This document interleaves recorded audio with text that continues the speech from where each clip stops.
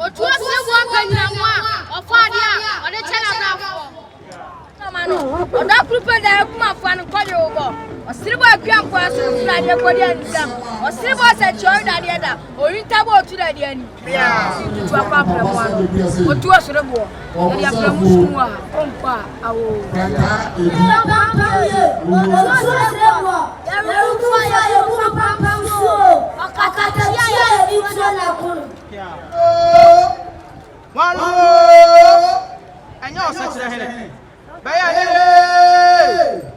Bayale!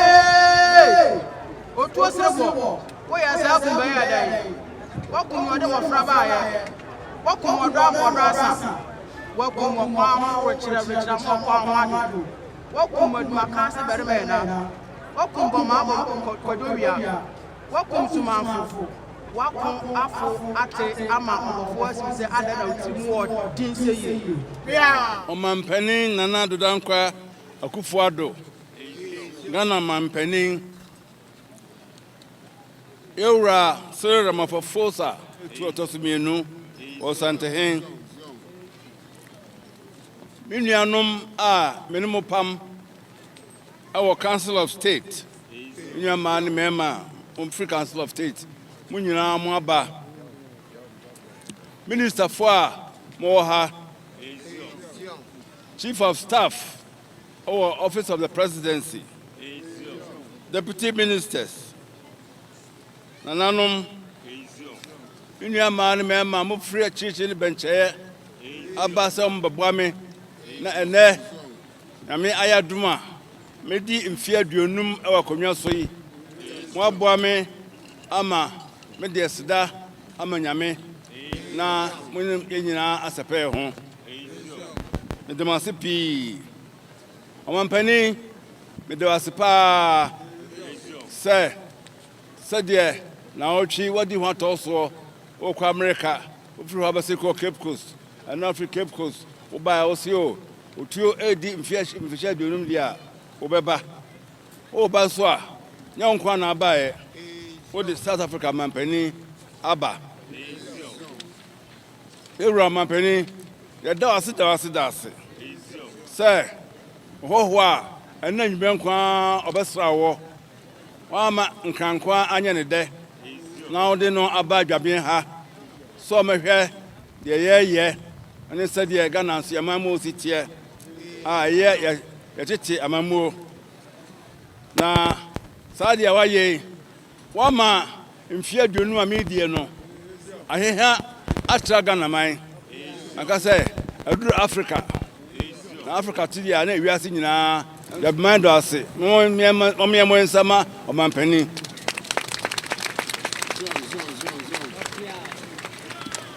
Every man penny out free South Africa by and so they me chair now sister no. My own say on Yajipa. I didn't tell na park make us me 9 check. Now so as yes action. Who free Ghana outside ko be fufuro. Menim say chire obeba na ba dia na dwabe hankwan edibe na nu e dia adwani. I shall say yo pa. No atwimdwabe man nyina ko South Africa dia ko yo. Ira otumfo Wadaroma Fristo ba banya so mfie de onum yansanie remind there what share dosoro nkwa man pa bibia ni ho a wogya yemu brano oba besrain so ba nunya doso oba no odoso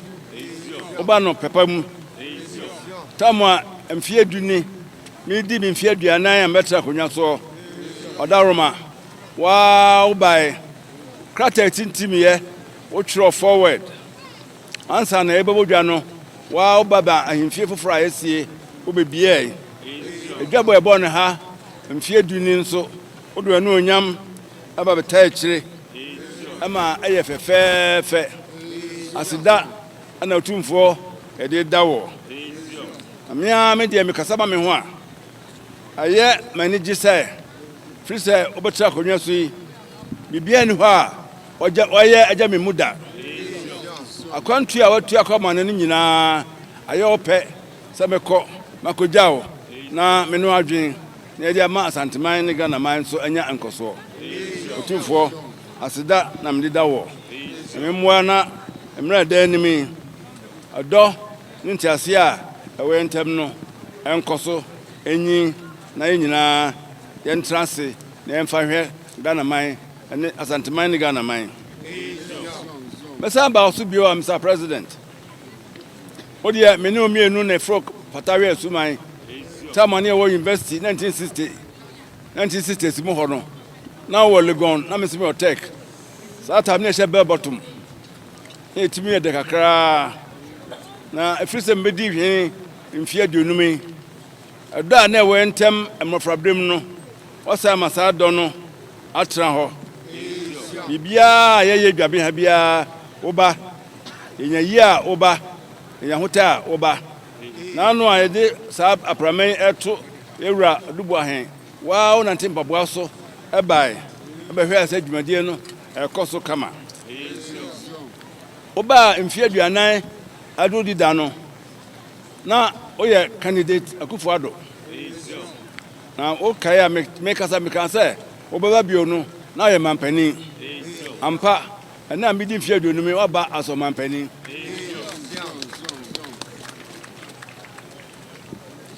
na dwaben de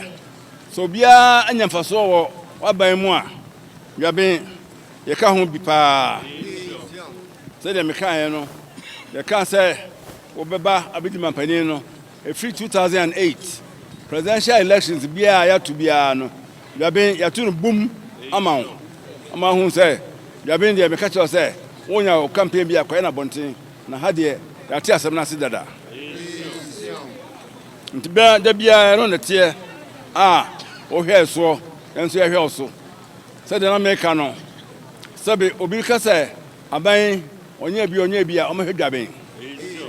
sabe aya ope senka first one nka ni agusofo wo assembly ba ko no oba ye watitim o ma dwaben municipal assembly o me anko district kra o fa ye boom ayekufo ye fa dia ye fa boom nti o de ko municipal assembly nye wa no fafa na o de ye wo sai sidan atwa so miensa office o mba aduoson e de ama assembly no dan no o fa o ha nchemu aduru ba aduoson enim se obaba bio no ye bodwa abie dan no ano dan no enanche wo sai si bonwura DC fo no ene wa honkafo nyaa abetramu bonwura ye piti honkwa ebedu sese yesie nti asida ede dawo anya dan no kwa na ya mayen sese aye kasai wusi new circuit court complex dwaben ha ne assembly no was the same place afi yanya bungalows and dwaben ha magistrate wo free kumawu ajuso afijase ni dwaben ha omu nyina dwaben ha no betra akwadwuma omu pa he ose ye pasase nam so asase amupa bia mo nkofa eda no do bia amupa bia mo nsi no nsi o yesi nan they say plot no be sia ho mo be sija karika ho na kuma se for crowd so nya bia ba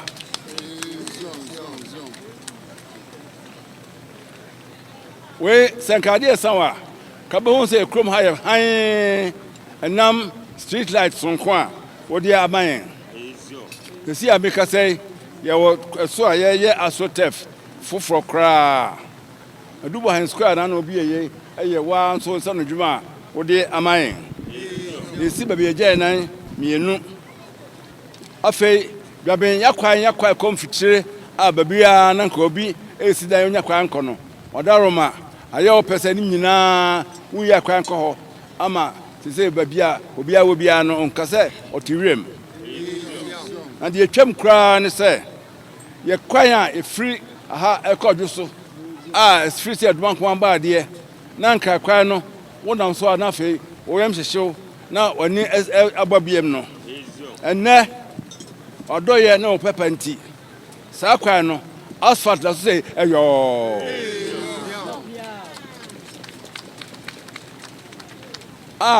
se ofri ha ekọ adwoso a first pa nka bia don hwefa na meet num kra di wa na de na de bobo ya nenam na we se dwaben ka se o ye bia man ya na enka ne ye ya memfo mo me mo ensam bio man na do dan kwa adona o ye bia man ya na de ye fe kwa ne se akwan contractor o ye no Michel Joseph omo ekwa ehye no afikura mai se gota ho nyina wo ayi the tidada wo so nyina ade ayi concrete agu ase esa de asphalt asa to so bio ni nyina afi mai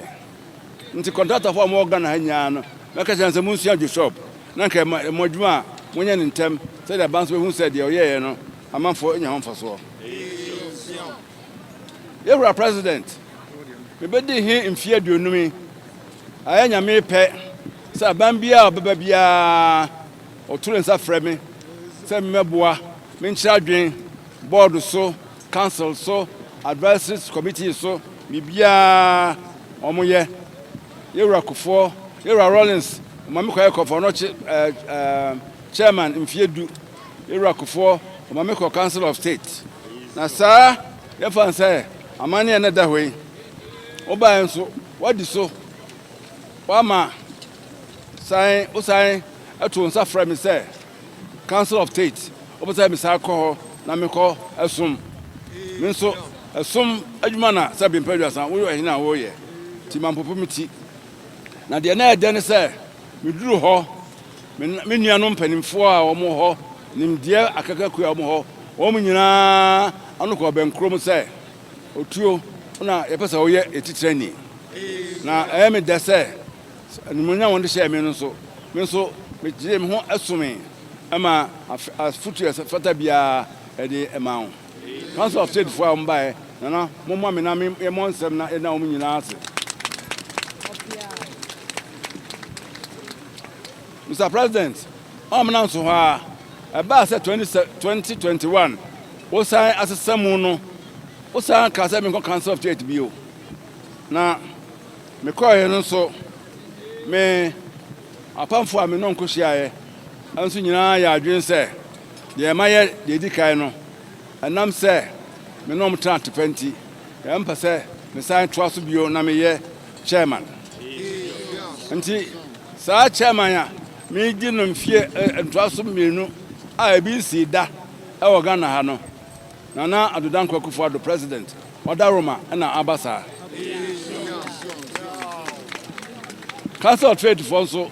monso Madaroma na mosa eba mi tumi say mensa nye chairman bio said dia wo kan krata otrofa menwoma no ho no wo kan brofo me puto kakra Odama wa de otro no quote as Providence would have it. We have been thrown together in the latter years of our lives in the service of Ghana. So there, Wokano, who say, Sabio, Naman Shisha, no, ya mpanimfo, na me asa me ahia bio, a ni nya de som Ghana man. Na me sure bo say, som anya futupa me de tu no, me man enkwati uda. Da bia metufo a, ebehwe aboa wo ama amamu akoso, ama Ghana man so, anya yentuma pa afra. Mr. President, as that you na me dawo. Jakwanya so ma me nuanu ma council of state for nyina kwaba. Minister for mba chief of staff obia oba bia ye mamo akwaba. Na sesi a ye di mfia duonum ade a ase di kan ye ne se e de aseda e ma Nyankopon. Na Daroma eno ahwe so ejidi e wonu munti na ya transia ahwe amia transi amenya mfia duonum por awa akonyan so akonyan no mfie no anya trotin se onam asphalt so ebu ha ne ehwe ase ne efro ne esane ne nanimo etwitwi ne tikokonua na so ni nyina nyame adom nti yatimi abeduru sade yedure nyame twedwampon ane yeda na se na fe yeda munya so ase obi a ne na hia mfie aduonum nya ade a mode aboa yen nyansa mo kyerɛ adwempa amode amayen ama yɛtumi ayɛ adwuma ɛda mu nyinaa ase me da ase ya be man so me da mase pii mfi aduonum yi mama me asomdue so sɛ wayɛ bɔne na beyiwa no da mama asomdue a medwen so na sɛ bɛde adwen no ba mode mo nso mo nyansa ɛboa ama bibia ɛyɛ yie ɛba yɛ no me hyɛ aseɛ no sɛbe ne yɛ nika prɛ ne yɛ bafɔre yɛ afi bia boaboa sika no ɛkɔyɛ edisi toilet edibi yɛ school edibi yɛ drains ne nyinaa na ifiri momoa ne montoboa ɛne mo hoɔden a mo de yɛ communal labor na mo hoɔden ne mo nyansa a mo de boa yɛ nti no ɛna ne dwaben sɛbe menka ntumi ho na mom obia ka sɛ dwaben ayɛ krakɔhwɛ obi ka afrɛ ha dwaben Dubai na me Dubai de bɛ ne nyi ho me pɛ dwaben New York asesia yɛ di mfia dwonum a sɛbe yɛ hu sɛ yɛ bibi no ade a sɛ adwen ho bio a sɛ yɛ ne sɛ mfia dwonum akai ade na sɛ yɛ de gya nkyirima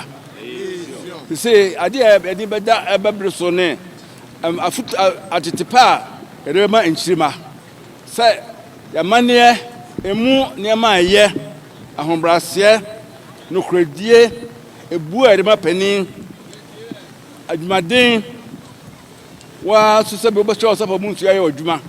ɛne ade a ɛsɛ yɛde gya yɛn nkwalaa no sɛ yɛdakye yɛni hɔ a yɛne nkwalaa no bɛnya nkwalaa no bɛtumi abɛhwɛ kyerɛ ama yɛn ɛnom saa nti anniversary dwuma yɛdie pii na yɛdi ma nkwalaa yɛgu akokansie football yɛgu akokansie ɛyɛ spelling bee yɛgu akokansie yɛyɛ debate ne nyinaa sɛdeɛ nkwalaa no ɔmo nso adwen bɛba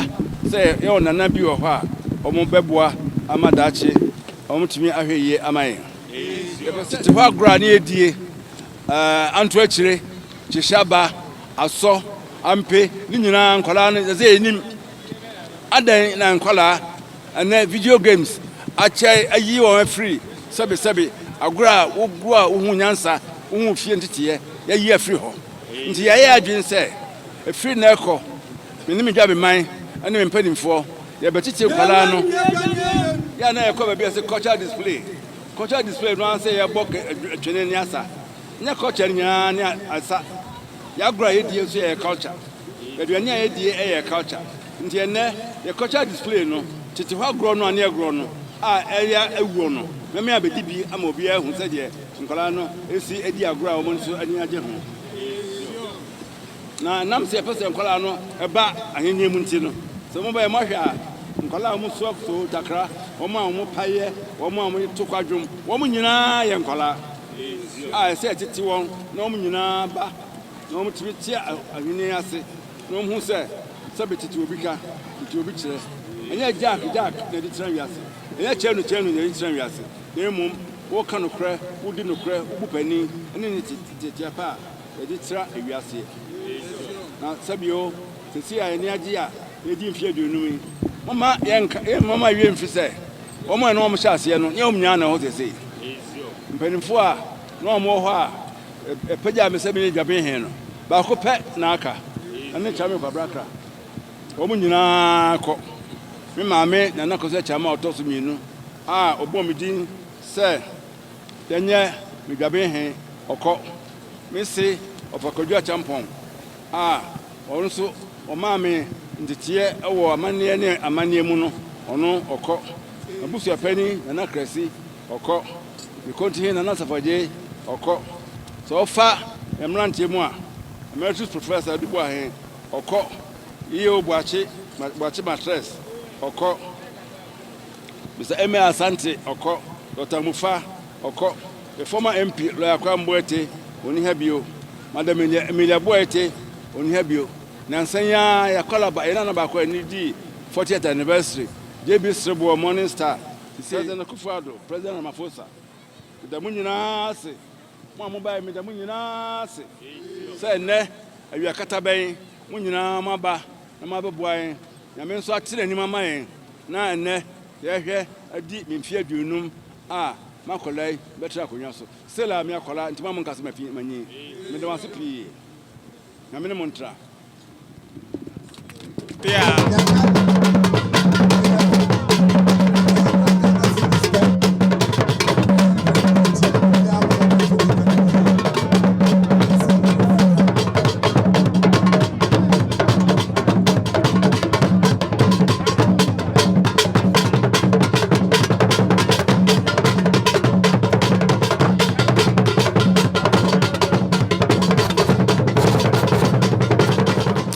Arefo sawhwe ha ya yadua e wopem so tumfo osei tutu Asante Mary and the Nelson Korea no brawe ngoma so what is kedwa so wono ena wasori a wama nusu wokwai na na otu Siribor ano esiewi ti wokono akoma no mo piafo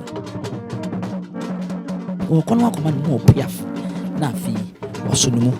na bonmako na eni de eni bu esefata no eni ntini adwetwe wura wono so ba asie no bonmako hwe Pomponsuo no ntakra hene no hey enough wo hene no ma hene ye fe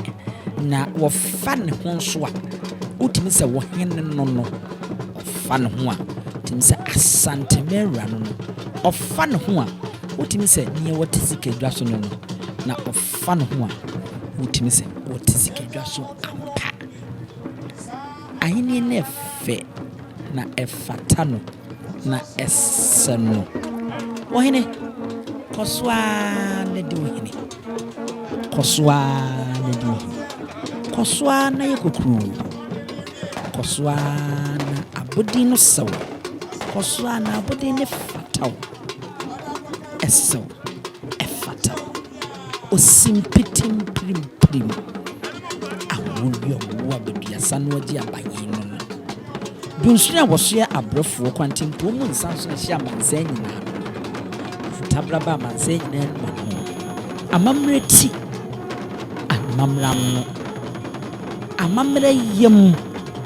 amamre nso na amamre nyina ne ho amanye nyina ne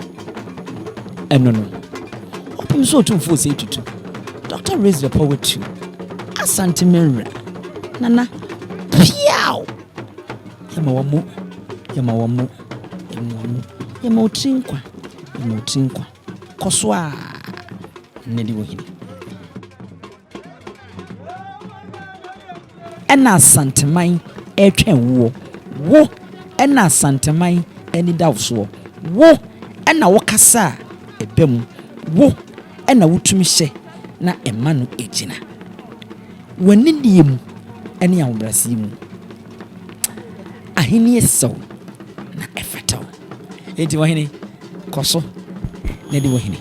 saami de se de medika aka na wonu muguso a chese woko na wone na no tu Siribor ede aseda akoma eninti na etwetwe no eho akobasa se wo so opem so na nkasa odimu na wodase na feyi wosre kwan na oko kra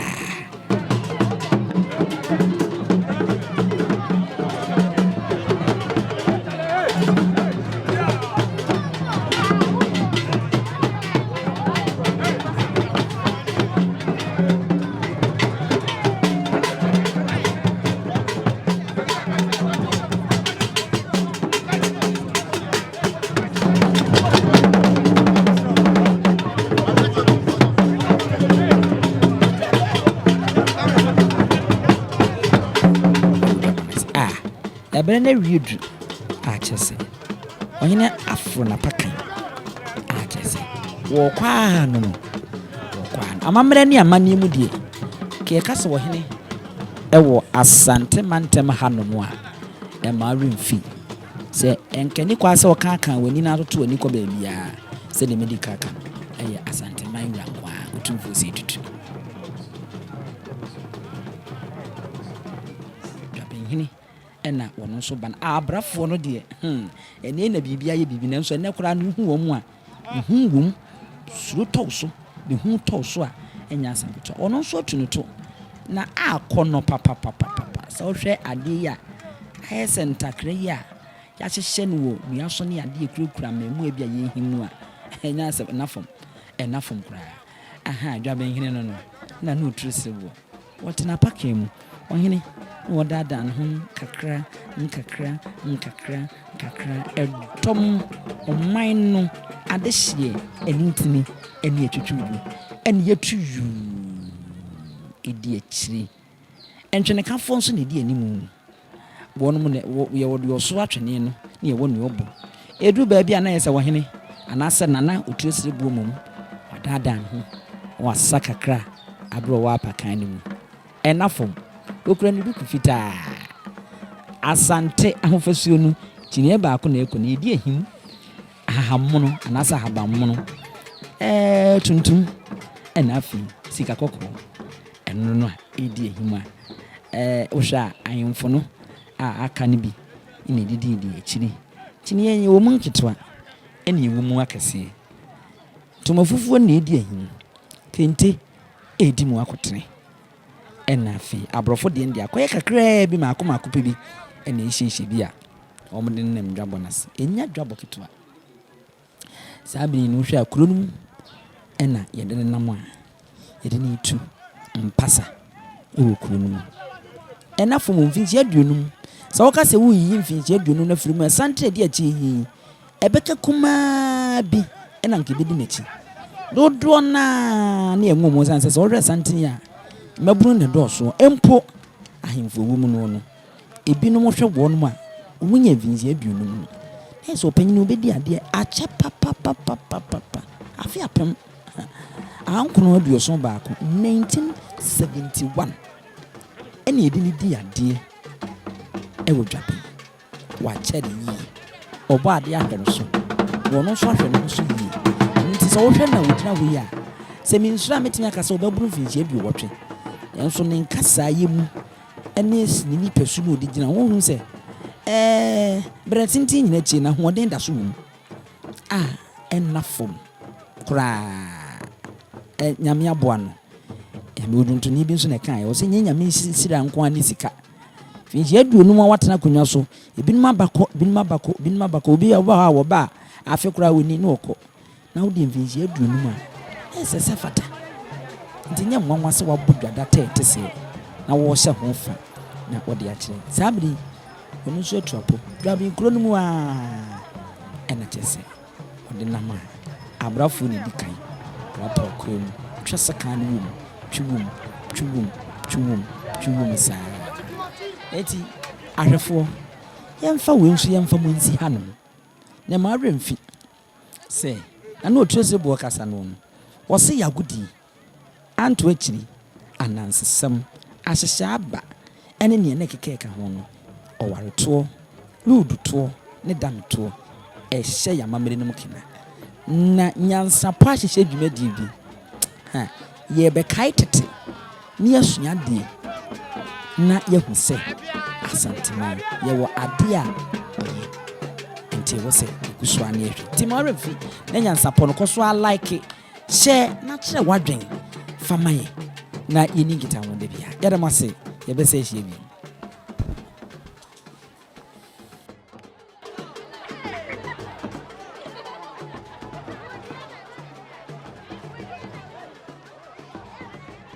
yo NYANSAPO madaro made de mabeduro ni ena ye mo ba dwaben enya bibia se ye nyina ye Daasebre Otuo Siribor otra konya so mfie aduonum ni ndi de bosome na esi ho se edi afahye no nem na nyuma pi aye ni nyina ne pomponso na kasa ene Asante hin betena adwom bo ni chidom magana mampani so baaye ye na Otuo Siribor ni finhye aduonum adi okonwa so ne ena ye hye ho fa ejuhu de kozo nyina ade a na ye afahye mfie aduonum